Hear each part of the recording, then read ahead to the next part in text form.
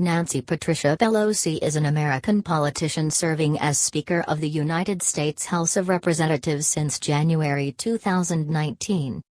First elected to Congress in 1987, she is the only woman to have served as Speaker and is the highest-ranking elected woman in United States history. Born March 26, 1940, age 79 years, Baltimore, Maryland, United States. Mrs. Pelosi has been in politics for make way for a younger person in better health for over 30 years now, and we think it is time for her to retire.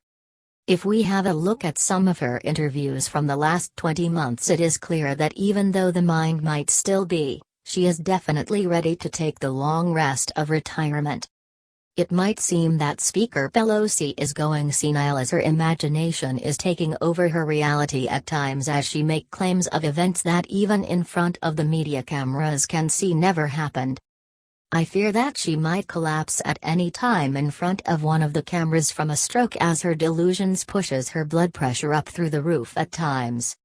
Should Speaker Pelosi decide to retire? It would be advisable for her to retire before she gets thrown out by either her own party or by the impeachment due to her part that she might have played in the collusion delusion. As one of the leading figures in the Democratic Party, she must have knowledge of how the intelligence services was manipulated to spy on the Trump campaign.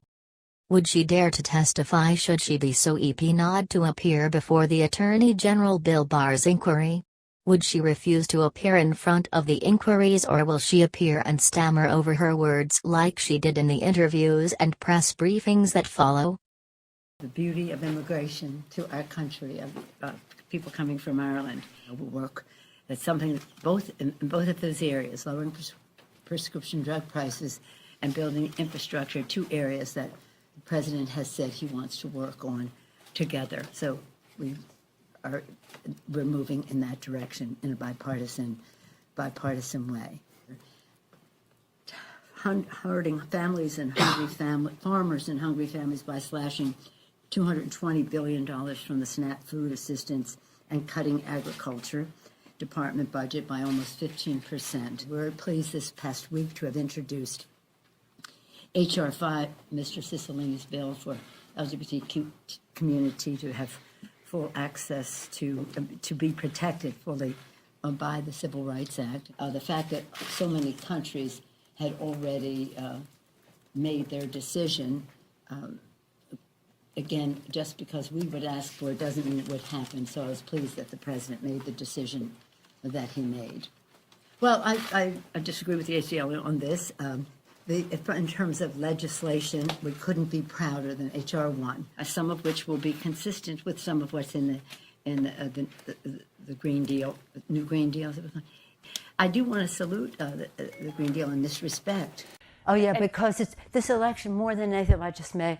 It's a financial health issue. Take tax cuts aside, the deficit goes down under Democratic president.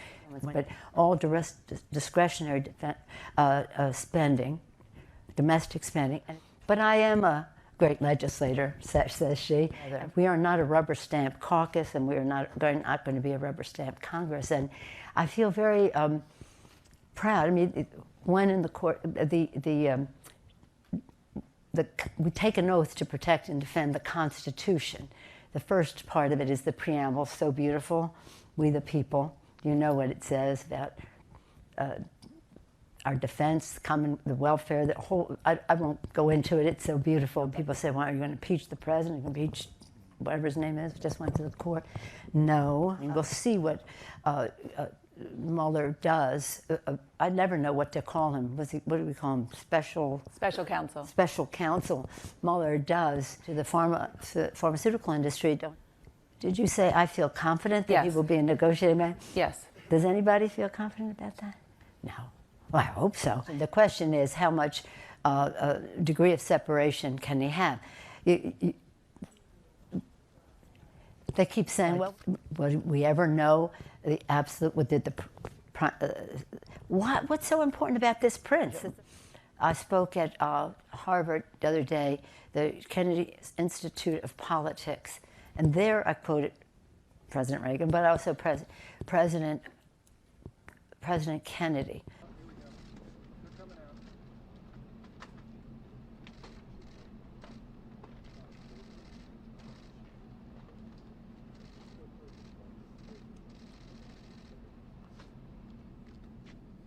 Good afternoon. We just had a meeting of which you saw the introduction to, but coming out of the meeting we can say that, as I mentioned to the President has the White House, he has the Senate, he has the House of Representatives, all in Republican control. He has the power to keep government open. Instead, he has admitted in this meeting that he will take responsibility. The Trump shutdown is something that can be avoided, that the American people do not need at this time of economic uncertainty, people losing jobs, the market in a mood, and the rest. It's a luxury. The Trump shutdown is a luxury the American people cannot afford. I told the President, our leader, distinguished Senate leader, will talk about two proposals we made to the President. After he makes those proposals, I'll tell you other statement that I made to the President about those proposals. Okay. The bottom line is simple. The President made clear that he wants a shutdown. His position, if he sticks to his position for a $5 billion wall, he will get no wall and he will get a shutdown. The bottom line is very, very simple. And that is, we want border security. We offered him border security, but Americans know that the wall, not paid for by Mexico anymore, is not the way to border security. And the experts say that. We offered the President two ways to avoid a shutdown. First, pass the 6 other appropriations bills that have been agreed to by Democrats and Republicans and do a 1-year extension of the Homeland Security bill by what's called a CR, which just funds it the same way it funded it last year. Or do a 1-year CR for all 7 remaining appropriations bills. Both of those ways, we gave the President 2 ways, each of which would get a majority of votes in the House and 60 votes in the Senate and would avoid a shutdown. We hope he'll take it, because a shutdown hurts too many innocent people. And this Trump shutdown, this temper tantrum that he seems to throw, will not get him his wall, and it'll hurt a lot of people because he will cause a shutdown. He admitted he wanted a shutdown. It's hard to believe that he would want that. Leader Pelosi, should unfortunately that the President choose to shut down the government, that we have a Trump shutdown as a Christmas present, a holiday present to the American people. I told the President that the new House of Representatives, when it convenes, will pass what Mr. Schumer suggested here, the distinguished Senate leader suggested, in terms of passing the 6 bills, the 6 appropriations bills that are agreed to in a bipartisan way, and have a continuing resolution until September 30th for the Homeland Security bill, during which time we can discuss these issues further. I told the President that would happen. We would send it to the Senate. He says, oh, we can pass it in the House, his bill right now in the House. He does not have the votes in the House to pass whatever his agenda is with that wall in it. We're telling him we'll keep government open with the proposal that Mr. Schumer suggested. Why doesn't he just think about it? In fact, I asked him to pray over it. And one final point. No, stop. Okay? One final point. The $1.3 billion that we gave him last year for border security, no wall, but border security, less than 6% of it has been spent. They haven't even spent last year's money, and now they're demanding much, much more this year. Go ahead. Now, we're just going to take questions on this subject only. Madam Speaker, given what we saw in there, the bickering, the back and forth, what does this say about your ability to work with this president over the next 2 years? Well, I told the President, as I've said over and over again, this new Congress will be something different from the Congress we have now. It will be a Congress of transparency so that the American people can see, not passing a tax bill with $7 trillion impact on the economy in the dark of night, speed of light, so nobody can see what it is without hearings or any expert opinions on it. So it would be about transparency. It'll be about reaching out, extending the hand of friendship to work in a bipartisan way to find common ground where we can, stand our ground, as Thomas Jefferson said, like a rock, where we can't, and about honoring the guidance of our founders, e pluribus unum, from any one. We didn't come here to divide, we came here to unify. And we extend that hand of friendship to him, which he seemed to like that course of action. If he does not accept that hand of friendship, we still will be who we are, dignified, respectful of the institution that we represent in the Congress, and honoring the vision of our founders. Madam Speaker, was it any more productive behind the scenes, Madam Speaker? Was it any more productive? I thought it was unfortunate. I will just say this, you want to know if it was more productive behind the scenes. I hear some of the reporters saying, Fox reporters saying, why did we not want transparency in this discussion? We didn't want to contradict the president when he was putting forth figures that had no reality to them, no basis in fact. We have to, if we're going to proceed in all of this, have evidence-based, factual, truthful information about what works and what doesn't. I didn't want to, in front of those people, saying, you don't know what you're talking about. And one other thing here. The president said things are working quite well at the border. Well, we want to give him the same thing he had last year. If they're working well last year, they should work well this year. He shouldn't shut down the government. Thank you, everybody.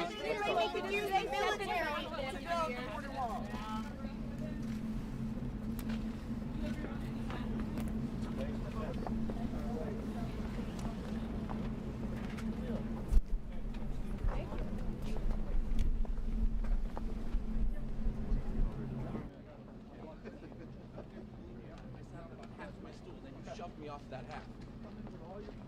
I shoved me off of it. I don't appreciate it. I didn't shove you off. Yes, you did. You put all your weight in. You figure out.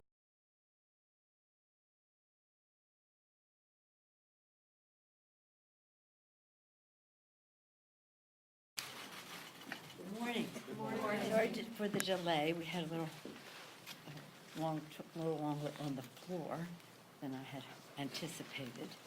But the floor rules. As we go into Memorial Day weekend, which is such a beautiful time for us to remember, respect, and honor, we honor the service and sacrifice of our heroes in uniform and reaffirm our sacred duty to never forget those who made the ultimate sacrifice for our country. The service of our veterans reminds us of our mission to build a future worthy of their sacrifice. And we do so honoring the oath we take to support and defend the Constitution and to protect the American people. Honoring that oath this week, the House passed 9 bills to support veterans, protecting their health benefits, financial security, and taking actions to end the crisis of veteran suicide. This week, we're also passing an urgently needed fix for military families facing tax hikes under the GOP tax scam. With the kiddie tax, Republicans took $500 million from working and middle-class families and gave it to big corporations and the wealthy. $500 million for kiddie tax. It is unacceptable that surviving children of our fallen heroes who have suffered so much are now forced to pay thousands of additional dollars in taxes on their benefits. They cannot be forced to sacrifice twice. As Democrats take action to protect military families, we also are hard at work to protect our workers, in stark contrast to the Republican special interest agenda. Today, in the same legislation that contains the Kiddie Tax Act, that's to fix what the Republicans did in their tax scam, we're passing the Secure Act. We're passing strong measures to help workers have a secure retirement. And yesterday, Congresswoman Waters' Consumer First Act, reversing the administration's destruction of the Consumer Bureau, which the Consumer Bureau returned nearly $12 billion to 30 million seniors, service members, and veterans before being gutted by the Trump administration. Also, to honor our oath, we're hoping to have a disaster supplemental bill passed before we leave for the district work here. That was our hope. That's what we've been working on for wee small hours of the night last night. However, we have sent legislation, bipartisan legislation passed in the House to the Senate. It would be helpful for those in the disaster-stricken areas if the Senate would just pass the bill and bills and send it on to the President. We passed a bill a while back, months ago, and then in light of other disasters that occurred in the spring, we then, May 10th, passed another bill that expanded the areas that were affected. That's sitting over at the Senate. They could well just pass it and send it to the President. That would send such a beautiful message to those areas that are affected and continue to be affected. You see what's happening in Missouri as we gather here. What the problem is that the Trump administration has put in conditions for border funding that are just totally unacceptable, really don't have anything to do with what we're trying to do for disaster assistance, and we have not been able to find common ground. We understand our responsibility to protect our border, but what they're doing is just not right. And it's important to note that in the 10 years before this, not a single child died in custody of the border. Now 6 children have died in the last several months. 6 children have died in the last several months. Further honoring our oath means honoring our constitutional responsibility to conduct oversight of the President and the Trump administration. That responsibility has been resoundingly affirmed again and again, making absolutely clear that the House has a responsibility to follow the facts and cover the truth for the American people. Yesterday's Deutsche Bank ruling concluded, and I quote, "Put simply, the power of Congress to conduct investigations is inherent in the legislative process." And in the Mazars case, that would be on Monday, the judge declared, "There can be little doubt that Congress' interest in the accuracy of the President's financial disclosures falls within the legislative sphere." But the President's priority is his personal and political interest, not the public interest. Yesterday, as you know, Democrats went to the White House prepared to offer the President the opportunity to launch an historic infrastructure initiative. We had met 3 weeks before. The idea that and it was a good, positive meeting about how we build the infrastructure of our country, roads, bridges, mass transit, broadband in rural areas and in underserved urban areas as well, water systems, both wastewater and safe, clean drinking water, infrastructure for our satellites so that our technology works here. For all of these things, we were optimistic. We also were hoping for housing and school construction as a further part of the conversation. But the question is, how is it paid for? And the President was going to, the plan was, as we agreed at the meeting 3 weeks ago, the President was to present his proposals at yesterday's meeting. Well, everyone, he started sending signals that he might not be ready or interested. The night before, he sent us a letter to Chuck Schumer and to me saying that he doesn't want to do infrastructure until we do the U.S., Mexico, Canada. If that's not the accurate, some people call it AFTA, NAFTA, some call it NAFTA 2.0, but anyway, that trade agreement, and that was a strange juxtaposition, but nonetheless, the next day you know what happened. I think what happened, he says it's because of cover-up, and I know that strikes a chord with him, and he's afraid of cover-up, but afraid of being accused of cover-up. But I really think that what he knew the one court decision was getting into territory that he did not want touched, and they did not allow the Mueller investigation to go into the President's personal finances. So Mazar was a setback for him, and then he must have known the Deutsche Bank decision would be consistent, but in any event, to inoculate against its presentation, he pulled a stunt. Now, I truly believe that the President has a bag of tricks, and the White House has a bag of tricks that they save for certain occasions. They don't necessarily apply to the occasion, but they're a distraction, which is his master of distraction. We will all agree on that. That's something he does well, to distract from problems that he has. He tries to change the subject. And while he tried to say it's because I said cover-up, we've been saying cover-up for a while. And our 9 o'clock meeting was a meeting we have anyway, so it had nothing to do with him. But I think what really got to him was these court cases and the fact that the House Democratic Caucus is not on a path to impeachment. And that's where he wants us to be. And when he saw that that was not happening, that, again, with the cover-up, which he understands is true, just struck a chord. So it was really sad because, as I said to some of you yesterday, Thomas Jefferson, one of our third president, had the first infrastructure initiative. He tasked Gallatin, who was his Secretary of the Treasury, and I said that to the Secretary of the Treasury yesterday after the president left the room, that he tasked his Secretary of the Treasury to put together a big infrastructure plan to follow the Lewis and Clark expedition, the Louisiana Purchase to build into the infrastructure of America, Cumberland Road, Erie Canal, things like that. That's so important to our country in terms of commerce and mobility and the rest. And then 100 years later, Teddy Roosevelt, he initiated his infrastructure plan, which was green, the establishment of the National Park Service. Later in the century, President Eisenhower put forth the interstate highway proposal. It was very bipartisan.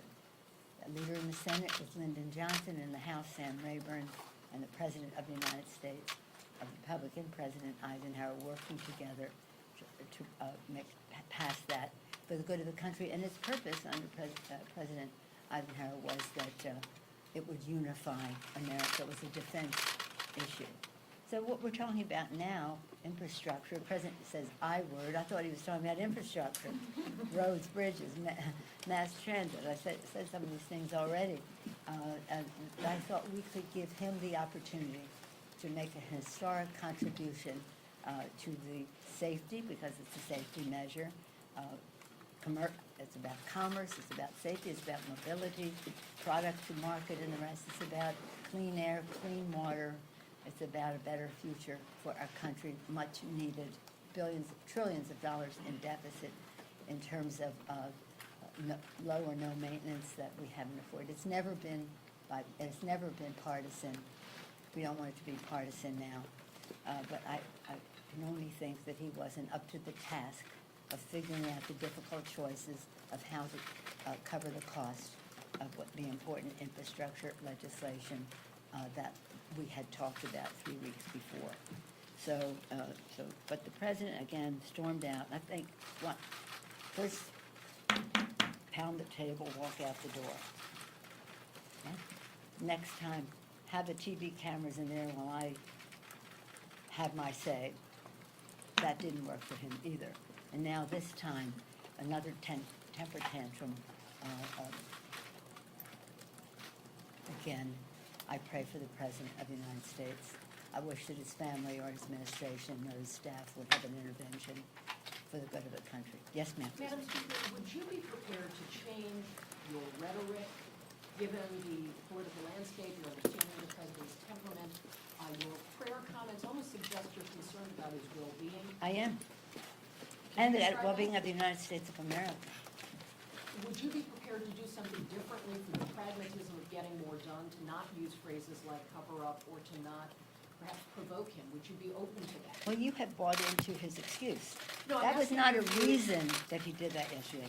That was an excuse for him to do that. And with all due respect to your question, I do not intend not to honor my oath of office, nor do my colleagues in the House of Representatives, to honor our oath of office to protect and defend the Constitution, which has a system of checks and balances, separation of power in it. And again, it's a question of the American people understanding that what he is doing is an assault on the Constitution of the United States. We can walk and chew gum at the same time. I hope you can too. Speaker Pelosi, yesterday you said that the president may have engaged in impeachable offenses. Yeah. Yet today you're saying you're not on a path to impeachment. Can you explain why you're opposed to launching an impeachment inquiry, as many of your members want to do? Let me be really very clear. The president's behavior in terms of his obstruction of justice things that he is doing, it's very clear, it's in plain sight. It cannot be denied. Ignoring subpoenas, obstruction of justice. Yes, these could be impeachable offenses, but I intend not, where the fact, the three things, you might understand it better if you remember these three things.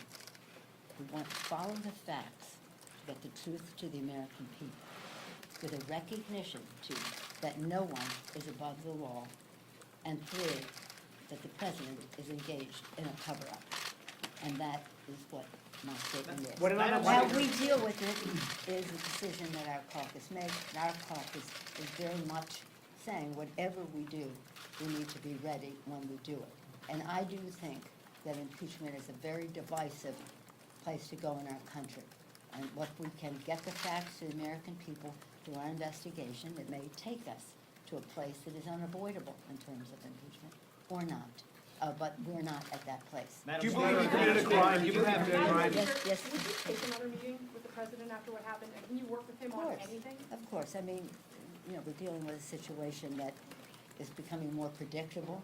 But I do think that we have a responsibility to try to find common ground. It's funny you asked that question, Casey, because yesterday I was going to start the meeting in terms of course, putting it in historic perspective as I have done here, but also to say we're very busy people, the leaders in the Congress, especially the President of the United States, I think.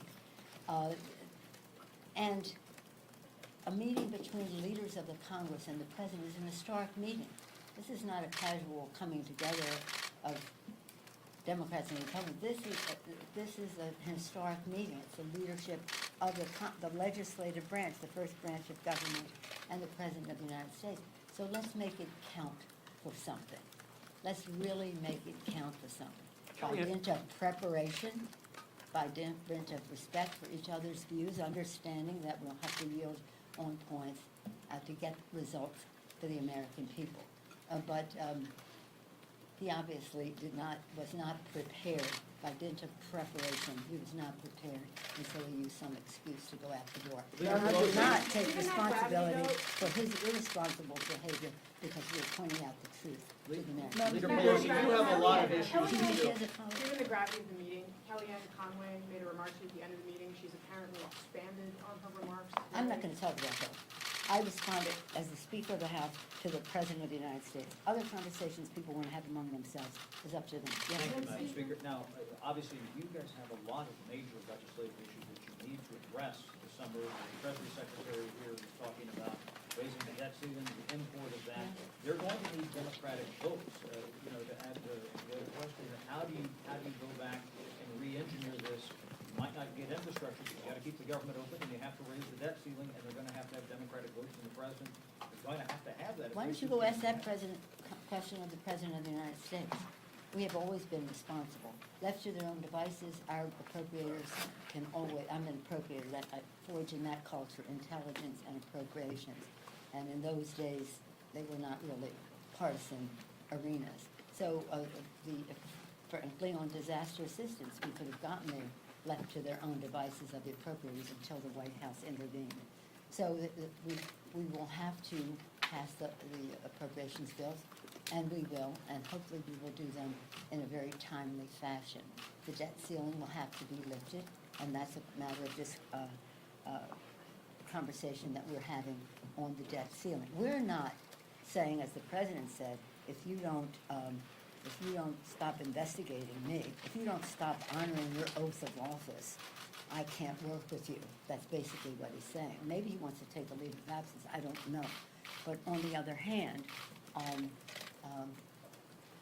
we understand what our responsibilities are. We're fully prepared to go forward. It really will be up to them to have some Do you level of think this puts you in a better position to ask for more, though, because of the blow-up yesterday? We want to do what we have to do that is right for the American people, respectful of all the equities that have to be weighed. You said in private, you suggested it today, that the president wants to, on some level, to be impeached. Can you explain that a bit? And can you also explain the comment you made about the staff doing an intervention? Okay, the what intervention? You made a comment that you thought the staff might want to do. Oh, I thought you said statutory intervention. That would be good. Article 25. Troublemaker. That's a good idea. I'm glad you suggested it. I'll take it up with my colleagues. Not that they haven't been thinking about it, but your support will be important to them. What was oh, yes, oh, there's no question. The White House is just crying out for impeachment. That's why he flipped yesterday, because he was hoping, because he was, somehow or other, you all have a story that isn't real. I mean, you want to believe that there's all this unease in our caucus. That simply isn't the truth. We have respect for the diversity of opinion in our caucus, and I say to the caucus, our diversity is our strength. Our unity is our power, and we have unity in our caucus. And so when he saw that, see, he's saying, oh, you called that meeting at 9 o'clock? No, we have a meeting, Mr. President. It's not about you, but it is about whatever is current at that time. And so somehow or other, you keep perpetuating this story. I don't know why, because it isn't factual, but nonetheless, that was what disappointed him, because he didn't see this rush to impeachment coming out of our caucus in our 9 o'clock meeting, which he thought was called specifically for him.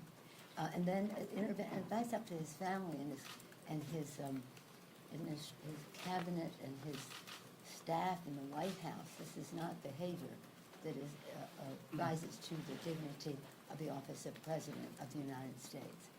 But having said that, as I said, I actually ardently pray for the President, because we need, I don't know, sometimes when we're talking to him, he agrees. And then I said one time, who's in charge here? Because you agree, and then all of a sudden, something changes. What goes on there? Who's in charge? And he says he's in charge, and I suspect that he may be. And I suspect he may be even more since yesterday, because I don't think that any responsible assistant to the President of the United States would have advised him to do what he did yesterday. Madam Speaker, do you regret your comments? Do you regret?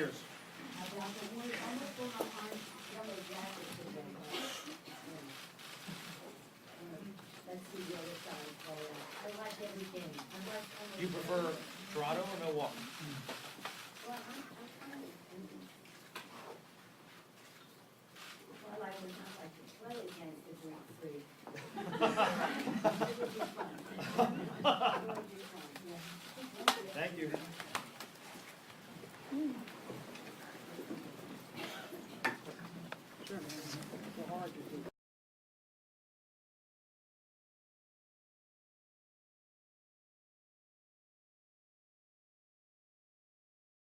What did you tell the caucus about where you stand and where the President stands? We had a very productive meeting by 5 of our chairs who are doing their oversight of the activities of the Trump administration, presented to the caucus.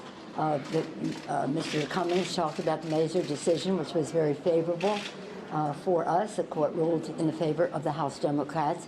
Maxine Waters talked about the Deutsche Bank decision. The case, which is in the court today in New York, 10:30, that case will come up. Mr. Schiff of the Intelligence Committee talked about the documents that now the Justice Department is willing to convey or to present to the Intelligence Committee.